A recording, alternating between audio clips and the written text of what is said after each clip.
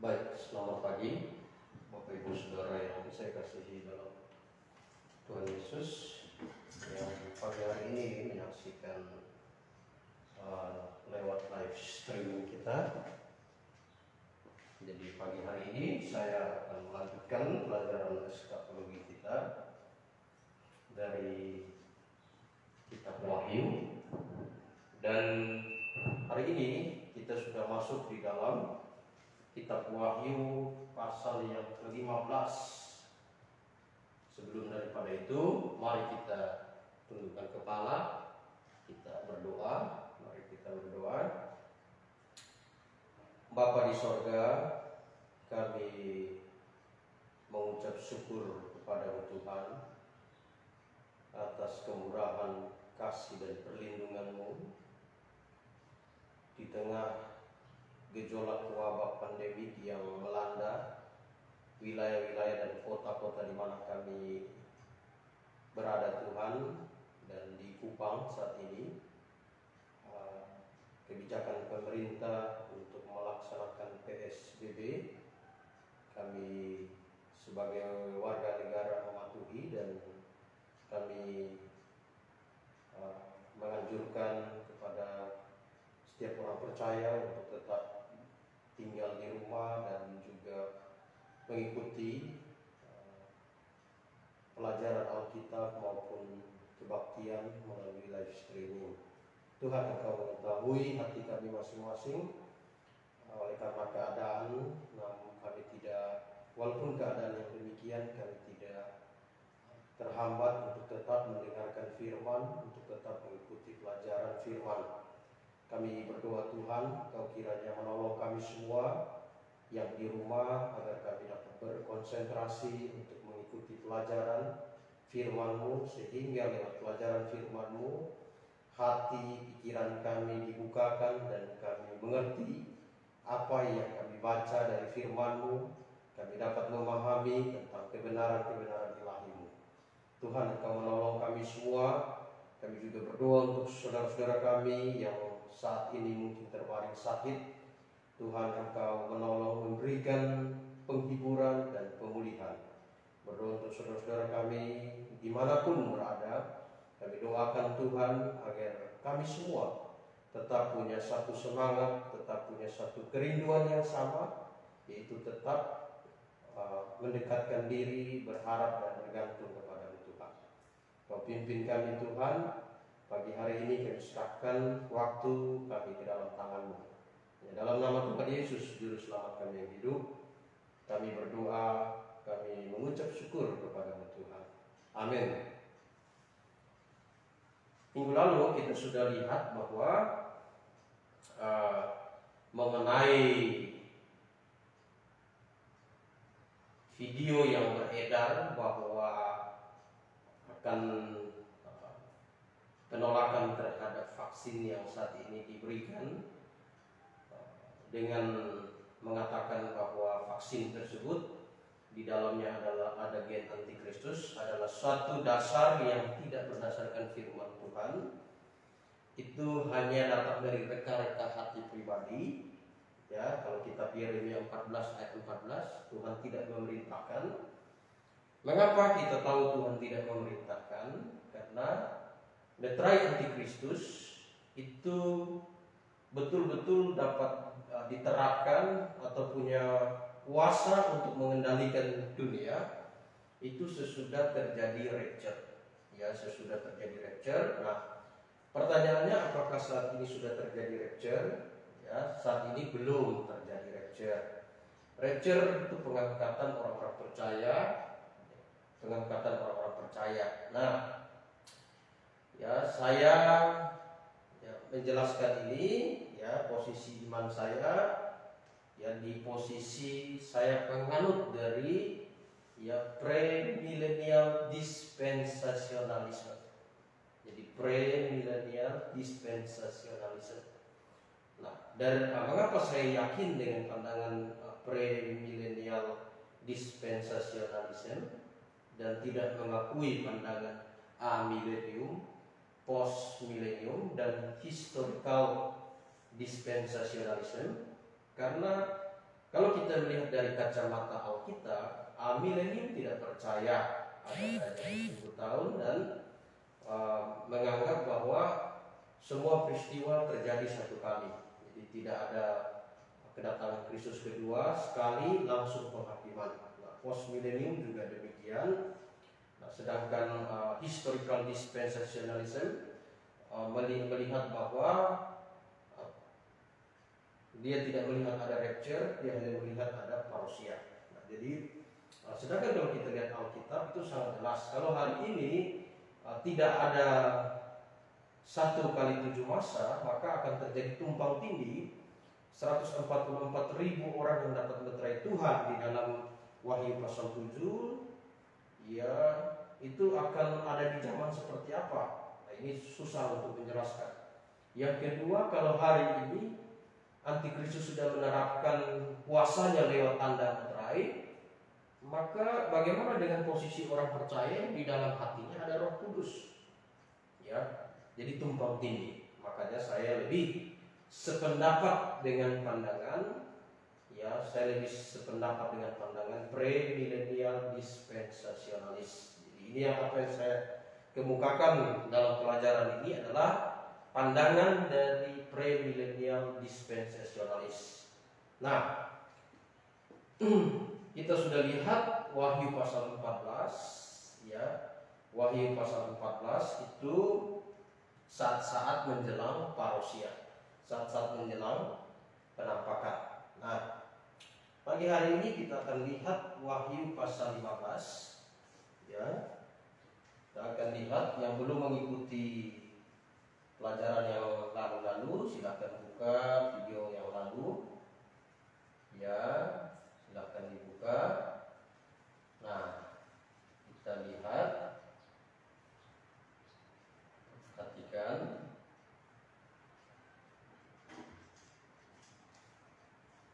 Ya, kerajaan 1000 tahun. Kerajaan 1000 tahun, kita sudah belajar di dalam Wahyu 14 bahwa orang-orang yang menerima 144 meterai di masa tribulasi adalah orang-orang yang orang-orang yang tidak menikah selama masa tribulasi. Mereka adalah perjaka dan perawan-perawan yang dipersiapkan untuk masuk ke dalam kerajaan 1000 tahun. Nah, di dalam kerajaan 1000 tahun mereka akan melahirkan generasi baru, generasi di mana mereka menikmati keadaan dunia yang baru, kondisi alam yang baru. Jadi saya gambarkan di dalam kitab Yesaya itu menggambarkan di dalam Yesaya 65, kita bisa buka Alkitab kita. Dalam kitab Yesaya 65, kita bisa lihat ayat 17, ini mengenai kerajaan 1000 tahun, langit dan bumi baru. Sebab sesungguhnya Aku menciptakan langit yang baru dan bumi yang baru.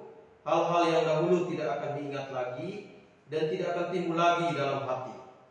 Tetapi bergiranglah dan bersorak-sorak untuk selama-lamanya atas apa yang Kuciptakan. Sebab sesungguhnya Aku menciptakan Yerusalem penuh sorak-sorai dan penduduknya penuh kegirangan. Aku akan bersorak-sorak karena Yerusalem dan bergirang karena umatku. Di dalamnya tidak kedengaran lagi bunyi tangis dan bunyi erang pun tidak. Di situ tidak akan ada lagi bayi yang hanya hidup berapa hari atau orang tua yang tidak mencapai umur suntuk. Sebab siapa yang mati pada umur 100 tahun masih dianggap kena kutuk, dan siapa yang tidak mencapai umur 100 tahun akan dianggap kena kutuk. Ya. Siapa yang mati pada umur 100 tahun masih dianggap muda, dan siapa yang tidak mencapai umur 100 tahun dianggap kena kutuk. Mereka akan mendirikan rumah-rumah dan mendiaminya juga, dan mereka akan menanami kebun-kebun anggur dan memakan buahnya. Mereka tidak akan mendirikan sesuatu supaya orang lain mendiaminya, dan mereka tidak akan menanam sesuatu supaya orang lain memakan buahnya. Sebab umur umatku akan sepanjang umur pohon, dan orang-orang pilihanku akan menikmati pekerjaan tangan mereka. Yang mereka tidak akan bersusah-susah dengan percuma, dan tidak akan melahirkan anak yang akan mati mendadak.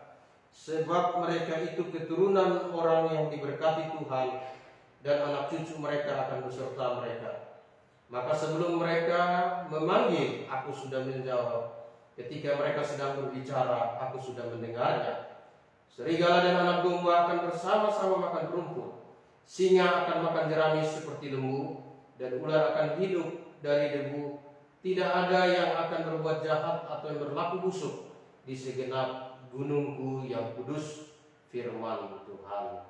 Ya, jadi serigala dan anak domba bersama-sama makan rumput. Jadi ada yang melihat Yesaya 65 ayat 17 ini adalah gambaran dari langit dan bumi baru, dan ada yang buat statement itu surga. Sebenarnya tidak. Ya, langit dan bumi baru itu yaitu adalah kerajaan 1000 tahun. Ya, di masa kerajaan 1000 tahun terjadi pembaharuan, karena kalau itu kekekalan surga, kekekalan tidak mungkin. Masa di surga orang masih bisa kawin mengawin, sedangkan Alkitab bilang di sana tidak ada kawin mengawin lagi. Ya, ada yang lahir, ada yang mati, kan masa orang di surga mati lagi, kan tidak mungkin. Ya, ada banyak hal yang kontradiksi. Jadi Yesaya tidak menyebutkan itu kerajaan 1000 tahun, tapi Wahyu menyebutkan itu 1000 tahun. 1000 tahun itu kerajaan milenium, kerajaan damai, di mana ya 144.000 orang Israel yang selamat dari masa tribulasi masuk ke dalam kerajaan 1000 tahun. Ya, maka itu disebut dengan kerajaan mesianik.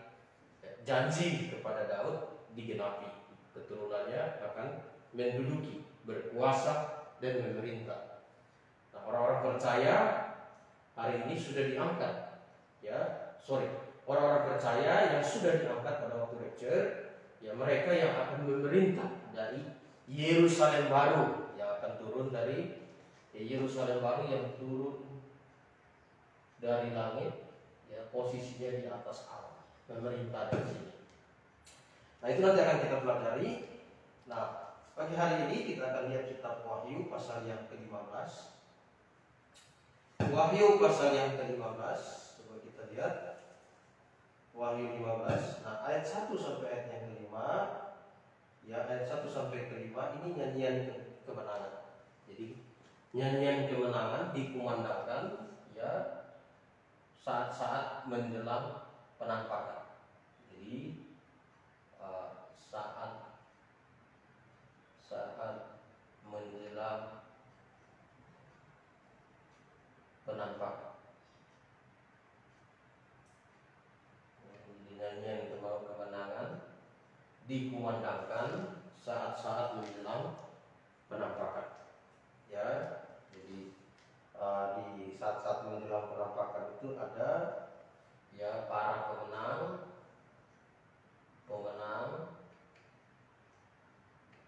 bersama anak domba. Nah, itu minggu lalu kita sudah bahas ini ya dalam Wahyu 14 ayat 1 sampai 5. Lalu nyanyian kemenangan. Nah, nyanyian kemenangan. Ya, nyanyian kemenangan.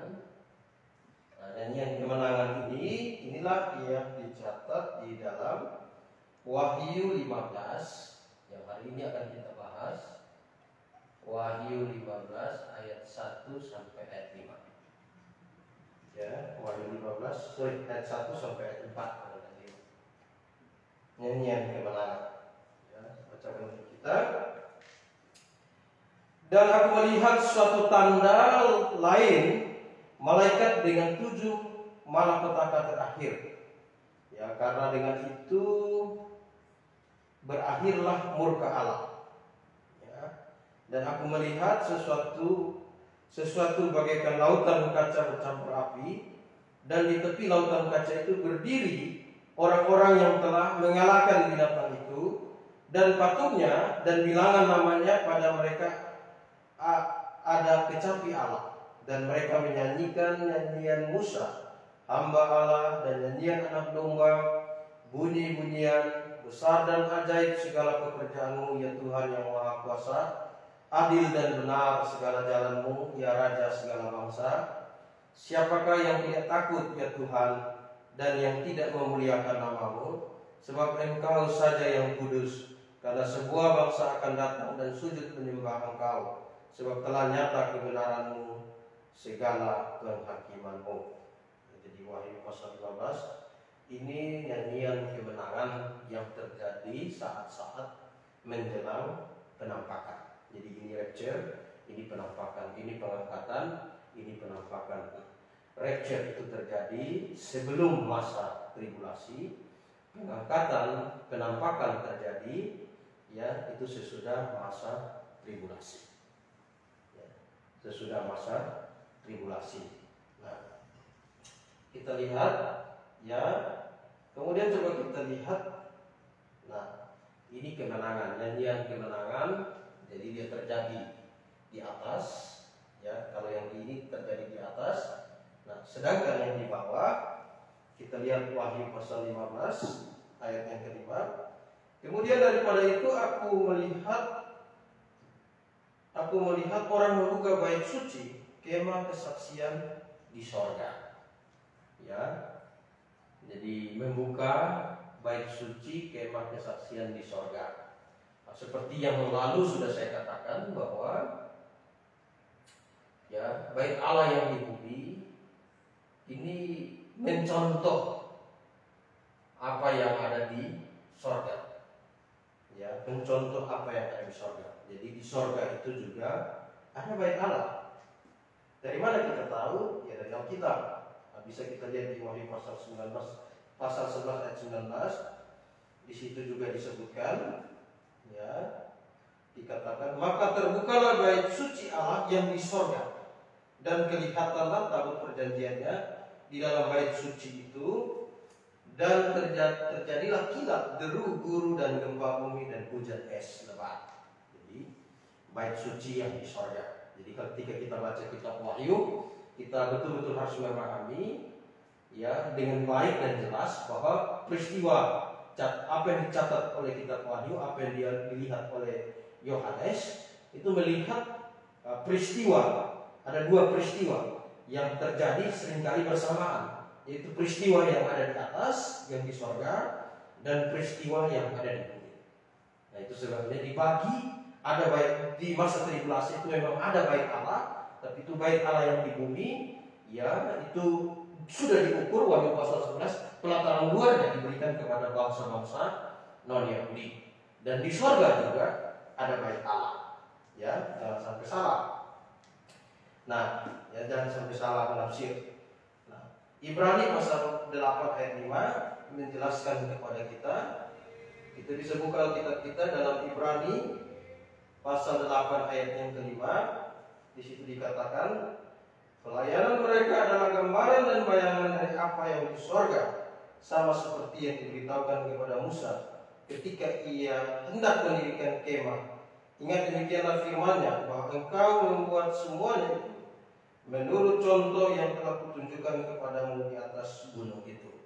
Ya, jadi contoh aslinya di sorga, kemah yang dibangun oleh Musa, bait Allah yang dibangun oleh Salomo, itu dia punya aslinya ada di sorga. Ya, jadi yang kita baca di dalam Wahyu pasal 15 ayat yang kelima ini adalah bait Allah yang ada di sorga. Ya, 15 ayat yang kelima yang ada di sorga. Nah, kita lihat di sini, ya, dikatakan, dan ketujuh malaikat dengan ketujuh malapetaka itu keluar dari bait suci, berpakaian lenan yang putih bersih dan berkilau-kilau, dan dadanya berlilitkan ikat pinggang dari emas. Dan satu dari keempat makhluk itu memberikan kepada ketujuh malaikat itu 7 cawan dari emas yang penuh berisi murka Allah, yaitu Allah yang hidup sampai selama-lamanya. Dan bait suci itu dipenuhi asap karena kemuliaan Allah dan karena kuasanya, dan seorang pun tidak dapat memasuki bait suci itu sebelum berakhir ketujuh malapetaka dan dari ketujuh malaikat itu. Jadi ini malapetaka terakhir. Tadi sudah dikatakan. Nah, orang-orang yang melayani di bait Allah yang kita lihat di Wahyu pasal berapa itu sudah bahas yang lalu, yaitu para martir, ya, mereka bersuka cita, mereka menyanyikan nyanyian pujian, nyanyian kemenangan, ya, dan segera Wahyu 15 ayat 5 sampai ayat yang ke-8 memberitahu tentang, ya, akan segera, ya, terjadi penghukuman terakhir atau pemberian malapetaka terakhir. Ya, jadi malapetaka terakhir yang pertama, kalau kita lihat, saya hapus dulu. Ya, nah, ini supaya di rumah tetap ada gambaran. Nah, jadi kita lihat di masa tribulasi itu ada, ya, malapetaka yang pertama itu. Malapetaka pertama itu ialah 7 meterai. Jadi meterai, malapetaka, kita sudah bahas itu.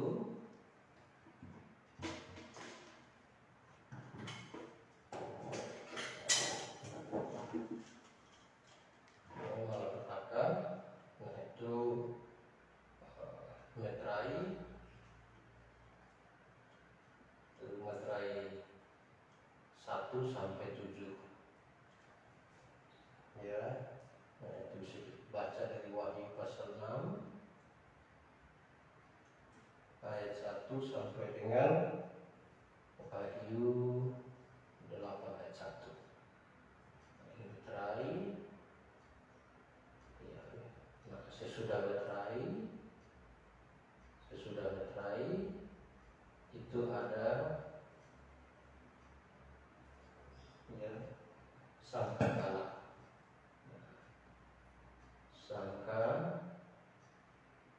Sangkakala itu juga ada 1 sampai 7 ya, itu Wahyu ya, Wahyu pasal 8 ayat 2 sampai dengan ya Wahyu 11 ayat 15 sampai 19.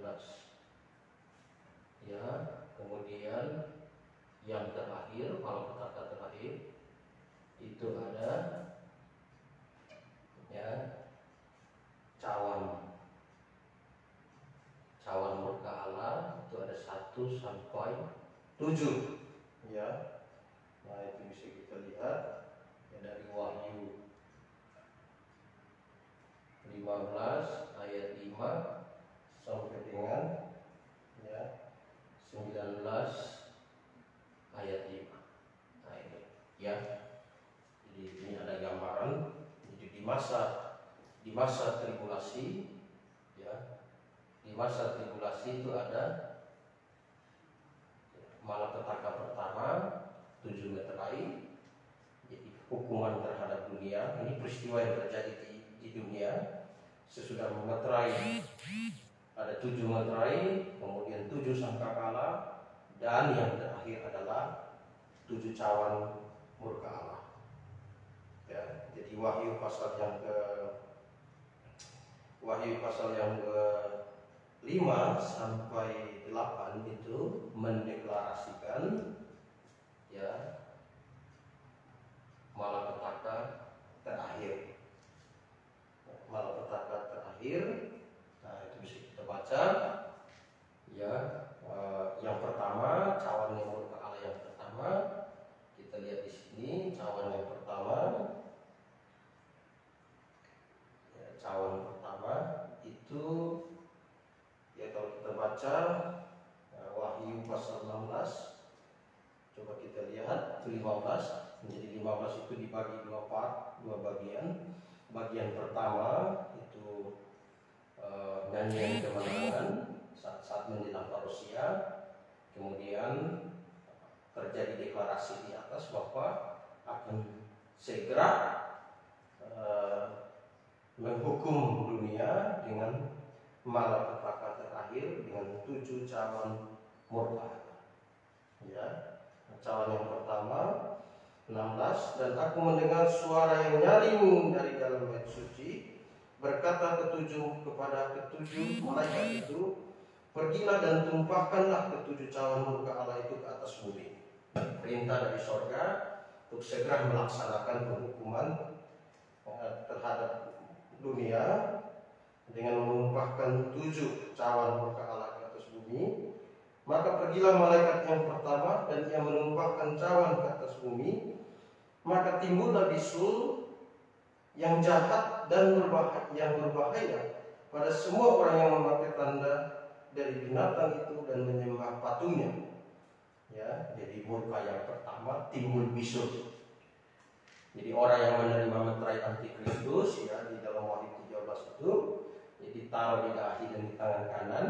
Nah, itu orang-orang itu ya dihukum dengan bisul dan bisul jahat, karena mereka telah menyembah binatang yang ada di dalam kitab Wahyu itu. Jadi menyembah antikristus dihukum dengan bisul, itu cawan yang pertama.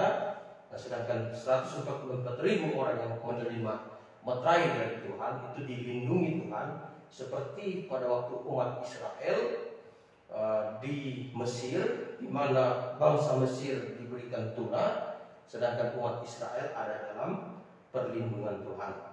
Ya, jadi mereka dilindungi Tuhan, dan itu juga sudah digambarkan dalam Wahyu pasal 12 bagaimana Tuhan melindungi umatnya.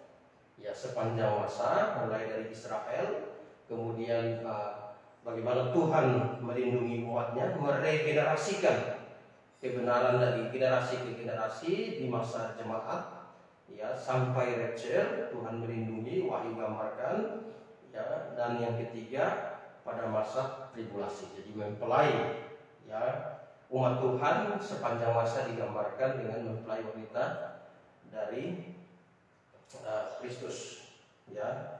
Jadi Israel, jemaat, dan 144.000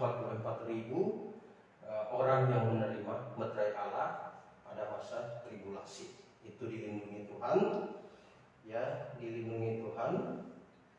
Nah, kemudian kita lihat, ini kita tinggal lihat cawan kedua. Dan malaikat ayat 3, dan malaikat kedua menumpahkan cawan ke atas laut, maka airnya menjadi darah seperti darah orang mati, dan matilah segala yang bernyawa yang hidup di dalam laut. Jadi semua ini akhir dari malapetaka, semua yang hidup dalam laut dimatikan dengan air diubah menjadi darah. Nah, kalau kita lihat di sangkakala kedua, itu air berubah menjadi darah, sepertiga dari air berubah menjadi darah.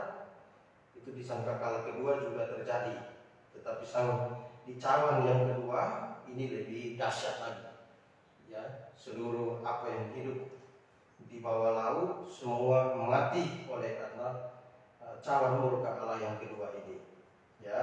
Sangkakala kedua itu bisa kita lihat di Wahyu pasal 8 ayat yang ke-8, ya. Wahyu pasal 8 ayat yang ke-8.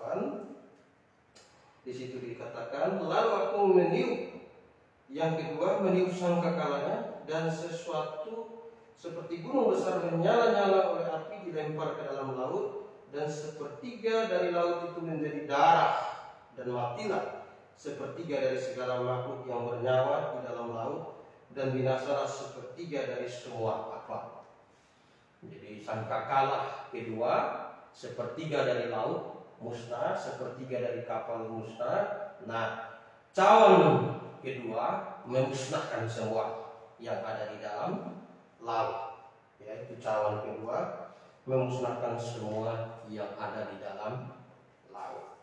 Ya, jadi saudara-saudara yang saya kasih dalam Tuhan, saya hanya mau memberitahu bahwa ketika kita belajar eskatologi, kita lihat kitab Wahyu, segala sesuatu tuntas kita lihat dengan jelas bahwa, ya, kehidupan di masa tribulasi ini bukan kehidupan yang menjanjikan bagi orang-orang non-Yahudi yang masuk masa tribulasi, ya, yang masuk masa tribulasi.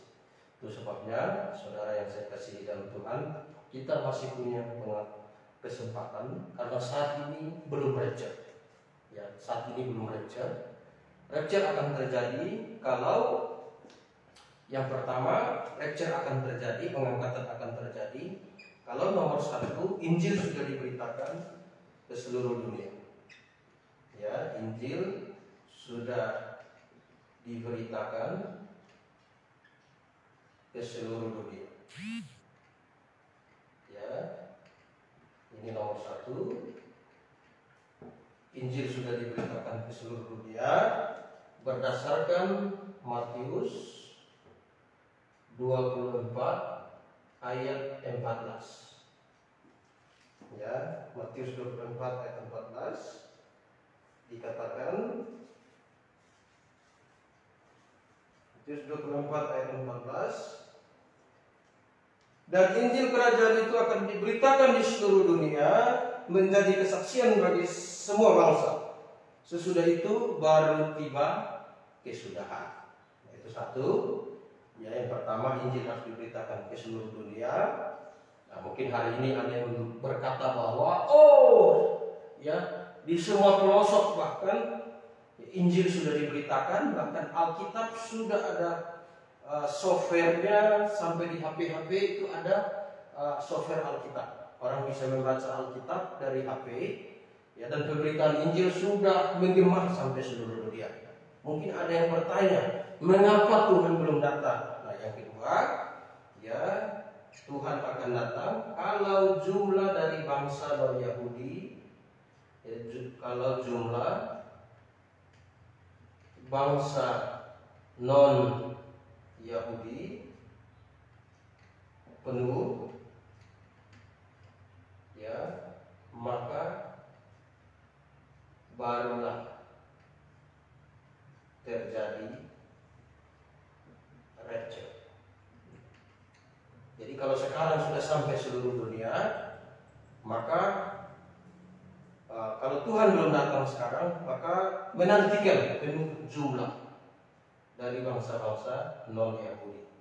Karena sesudah itu bangsa non-Yahudi tidak dapat kesempatan lagi untuk diselamatkan. Ya, berdasarkan Roma pasal 11 ayat 25, coba kita lihat. Roma pasal 11 ayat 25. Di situ dikatakan Roma 11 ayat 25. Ya. Sebab saudara-saudara, supaya kamu jangan menganggap dirimu pandai, aku mau agar kamu mengetahui rahasia ini. Sebagian dari Israel telah menjadi tegar, sampai jumlah yang penuh dari bangsa-bangsa lain telah masuk. Jadi jumlah yang penuh dari bangsa-bangsa lain telah masuk. Kotanya sudah penuh, terjadi rapture, dan dikembalikan lagi kepada Israel untuk menopang kebenaran. Itu 144.000 orang yang menerima meterai Allah. Jadi mereka lah yang dipakai untuk bersaksi, ya, selama 1 kali 7 masa. Nah, bangsa non-Yahudi tidak punya kesempatan lagi untuk diselamatkan. Jadi ini peringatan bagi saudara-saudara, ya, baik itu saudara-saudara yang non-Yahudi. Ini kesempatan, ya. Katanya kalau jumlahnya sudah penuh dari bangsa-bangsa lain masuk, baru tiba kesudahan, ya, tiba. Nah, jangan sampai tinggal 1-2 orang lagi saudara terlambat membuat keputusan, ragu-ragu membuat keputusan. Kalau sudah terjadi rapture, saudara tertinggal. Dan kalau saudara tertinggal, sudah pasti saudara akan mengalami penderitaan-penderitaan di masa tribulasi. Dan kalau saudara mengalami penderitaan di masa tribulasi, maka tidak ada kesempatan bagi saudara untuk diselamatkan. Jadi demikian pelajaran kita pada pagi hari ini, ya. Doktrin eskatologi kita lihat dari apa yang disampaikan dalam kitab Wahyu. Kita sudah lihat sampai di Wahyu pasal 16 ayat yang kedua. Minggu depan kita akan sambung lagi cawan murka Allah yang ketiga sampai yang ketujuh. Baik, kita akhiri kelas Alkitab kita di dalam doa. Mari kita berdoa. Bapa di sorga, kami mengucap syukur kepadamu Tuhan atas kasih kemurahan-Mu. Pagi hari ini kami dapat menyelesaikan pelajaran Alkitab kami. Berdoa untuk kami semua yang ada di rumah yang menyaksikan, biarlah Roh Kudus menolong kami, memberikan kepada kami pengertian agar kami dapat mengerti akan kebenaran-Mu, dan biarlah berikan kami kemampuan untuk melakukan kebenaran di dalam hidup, memegang teguh dan tetap kuat dan teguh dalam iman menghadapi zaman yang ada, sehingga lewat kebenaran firman-Mu kami dapat membedakan yang benar, yang baik, dan yang berkenan kepadamu. Dan jalan demikianlah yang kami tempuh atas pimpinan dan pertolongan yang daripadamu Tuhan. Ini doa harapan kami di dalam nama Tuhan Yesus, Juru Selamat kami yang hidup. Kami berdoa, kami bersyukur kepadamu Tuhan. Amin.